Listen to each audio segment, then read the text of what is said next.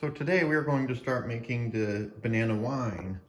I just bought the bananas yesterday and I made a video kind of explaining the overview of the process and walking through all the ingredients for you in detail. So if you haven't seen that yet, I recommend you go back and watch the first video, which is about 11 minutes, I think. But it kind of explains what the process here is and what ingredients we're using and what materials we have. Today we're going to actually start making the wine. So we're going to be chopping up these bananas in a few minutes. I've got my Brita water filter. I'm using all filtered tap water through the Brita to put in the wine. And this is our tea. I explained yesterday's video that we're going to brew some tea to add some tannins to the wine. And so I just boiled a pot of water, maybe a quart of water or something. I threw 3 tea bags in there and I'm letting that brew. And then we're going to take the lid off and let it cool. All the ingredients need to cool to room temperature. And then the big pot, I've poured some of the filtered water into here and we're trying to bring this to a boil. Probably going to need to add a little more water. But we have 10 pounds of sugar that I need to dissolve into the water to make a syrup. And then we're going to let that cool. Because we need more sugar. We need more sugar in the wine. Sugar is basically, the yeast will convert the sugar into alcohol. So the more sugar you have, the more alcohol you're going to have in the wine. It has nothing to do with the sweetness. All the sugar is going to be eaten up by the yeast. So there's not going to be sugar left in the wine when it's done fermenting. You'll just have more alcohol if you add more sugar. So I have 64 bananas. I want to make about 6.5 gallons of wine is my goal, 32 bottles. And I'm using 10 pounds of sugar. I don't know if that's the right amount. It's not a scientific method here, but I think that's about right. What I did last time, I think I used a 10-pound bag of sugar. Not making banana wine, but I made plum wine. I think I used a 10-pound bag of sugar. So anyway, we're gonna try it with 10 pounds and we'll see. So I poured my entire 10-pound bag of sugar into this hot pot of water here. Well, I poured it in when the water's at room temperature so it doesn't splash on me. And then I started heating it up so the sugar would dissolve. I don't know how much water that is. Maybe a gallon, gallon and a half. I'm not sure. Anyway, it's a pretty large pot. And I got all my 10 pounds of sugar in there. And really, it didn't even need to come even close to boil to dissolve the sugar. So if I don't need to boil it, then I don't want to. It'll just take longer to cool. So heat it up until all the sugar is fully dissolved. And then turn the heat off and let it cool off. Because we want it at room temperature. But we need that sugar dissolved in there. So the heat will dissolve the sugar and then you want to let it cool. Meanwhile, the tea over here is brewing and it's cooling. I took the lid off, so we've got some nice dark tea there. And I have 4 buckets. I think I'll probably only need 3 of them, so I'm only gonna scrub out 3 buckets. But I washed them out with soap and water. And then I'm going to rinse them out with, we're going to use our Camden tablets. We're going to crush a few Camden tablets and add water to that and then rinse them with that, and that will sterilize the buckets. And then we'll be able to start chopping the bananas and tossing them into the buckets while the syrup is cooling. Now these Camden tablets, I just put 4 in here to sanitize the buckets with, and they're tricky to crush, but we want to just try and crush those and add a little water to them. And then we'll use that to rinse out the buckets, just to sterilize them. Don't want bacteria getting in your wine this early in the game. Okay.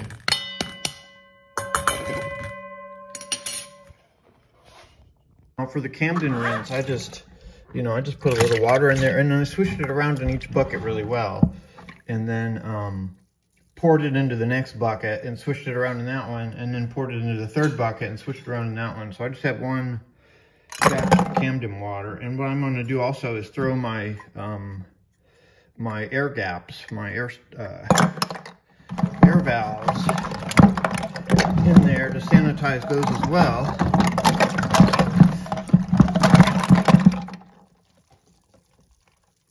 And then we can start chopping up bananas.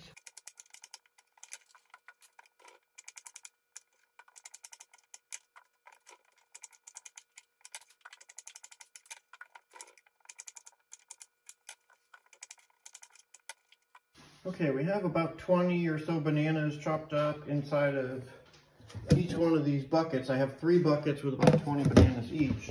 They're all chopped up into like 1-inch segments, and I chopped off the top and bottom ends because I didn't want to put those in. We have our syrup here still cooling. The syrup is still pretty hot, so I want that to cool a little more. I mean, I could touch it, but it's a little too warm. And the tea is totally cooled off, so the tea is ready to go. Okay, I've crushed up 4 more Camden tablets, and I'm adding 2 teaspoons of the pectic enzyme. So we have these powders. I'm going to add those to the tea, which is already cooled off.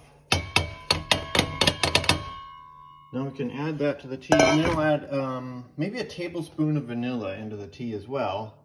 And then I can distribute that across the 3 buckets. And this, we still need to let it cool more.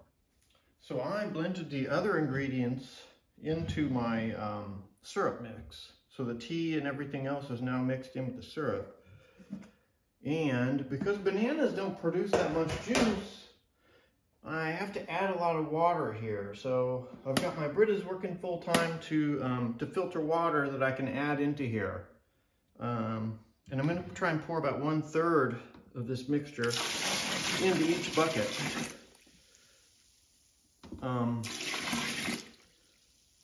Put about 1/3 of that in each bucket. And then I need to add enough water to fill it, a good at least halfway full, if not 2/3.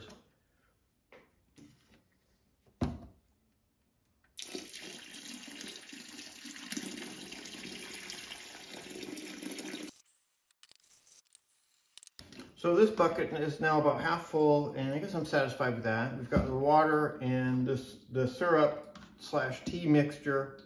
And next thing we need to do is prepare the yeast. Now for our yeast, we want some water, some sugar water. Basically, I used the same tea mixture that we used to pour in here. But we want it at 105 degrees, exactly 105.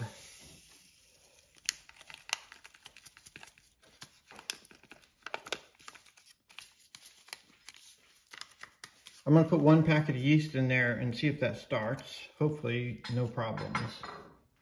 Okay, so 10 or 15 minutes later, looks like my yeast is not getting started. I think maybe what happened is the Camden probably choked off my yeast before it got a chance to get started. But I started another bowl of yeast here. This is just water that I heated up to 105 degrees in a microwave. And then I added a little bit of sugar. I stirred in a little bit of sugar with it. And poured the yeast, and that's it. And 10 minutes later, this one's been probably 5 minutes less than the other one. You can see there's actually some good growth there. So the yeast is, this one's actually doing well. I'm gonna stir it so that stuff on top, the dry stuff, gets wet. This one I'm gonna have to pitch. But we got one good starter kit for the yeast there, which I'll be able to spread across 3 buckets. Hopefully that will do the job.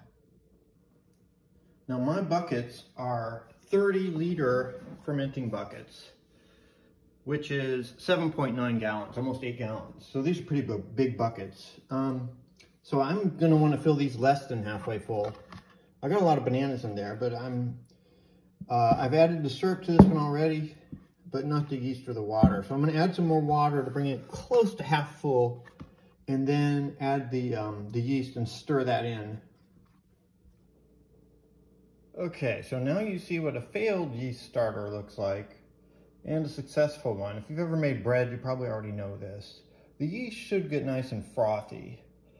And you can see this one is nice and frothy. And this one just doesn't have any froth on it.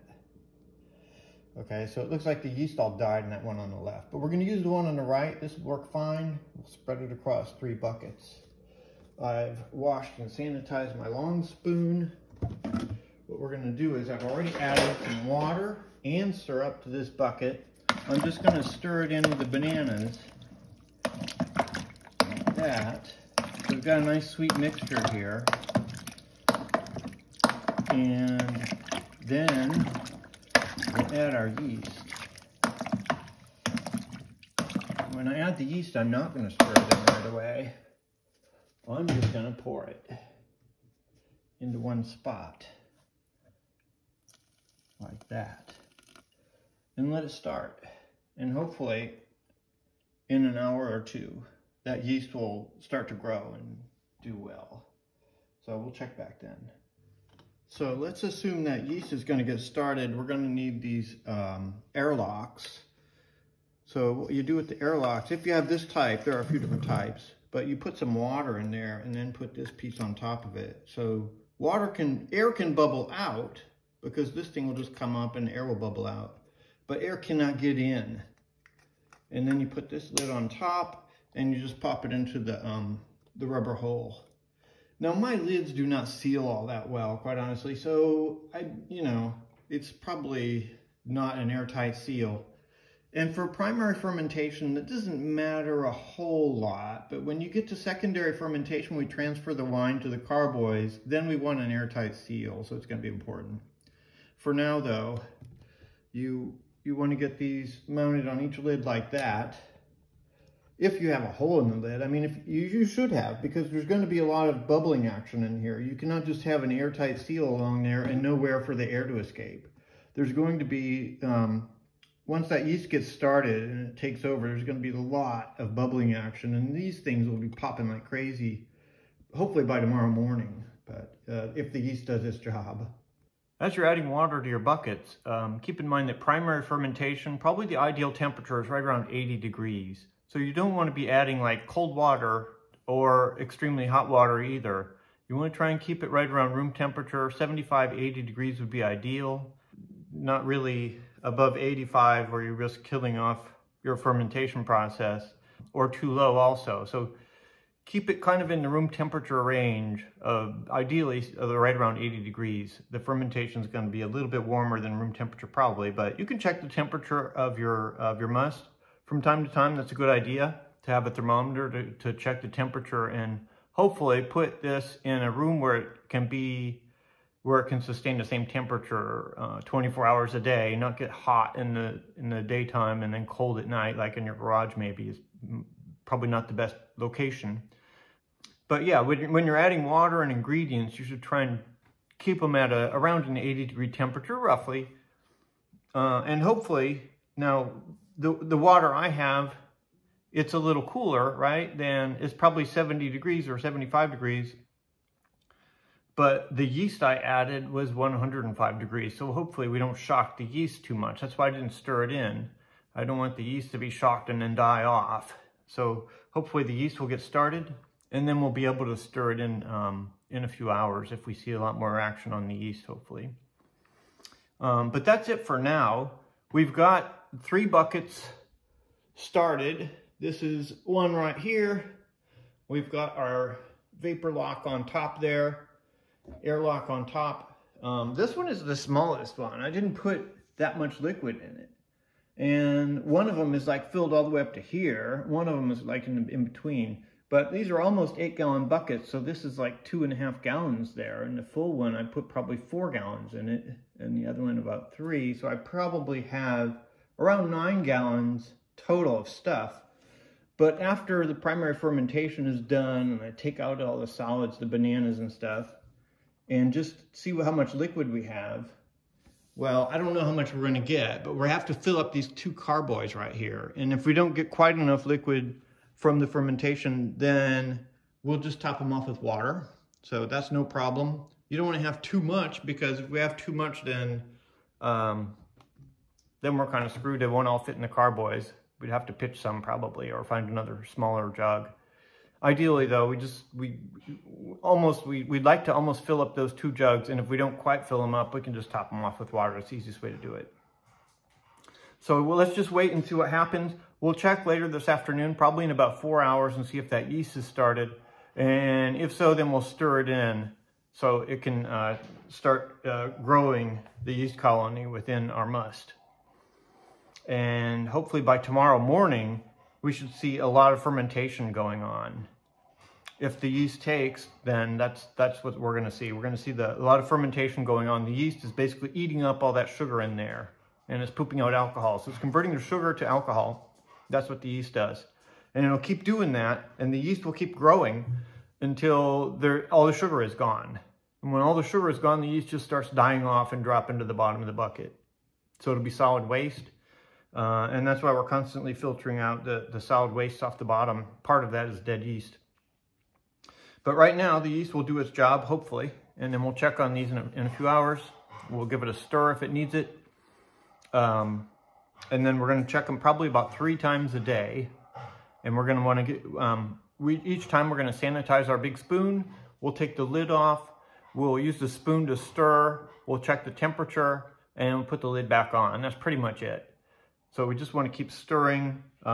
Basically what happens is you get a head on top of the bucket, right? So some of the fruit floats up to the top and you get a lot of bubbling action on the top. But we want to stir those ingredients around. We want to keep the yeast circulating. We want to keep the, also we don't want a head of bacteria growing on top of the bucket. So we're going to keep pressing stuff down and stirring it in so we get a good mixture. We'll do that a few times a day and that should be enough. So through primary fermentation, which typically takes about 7 days.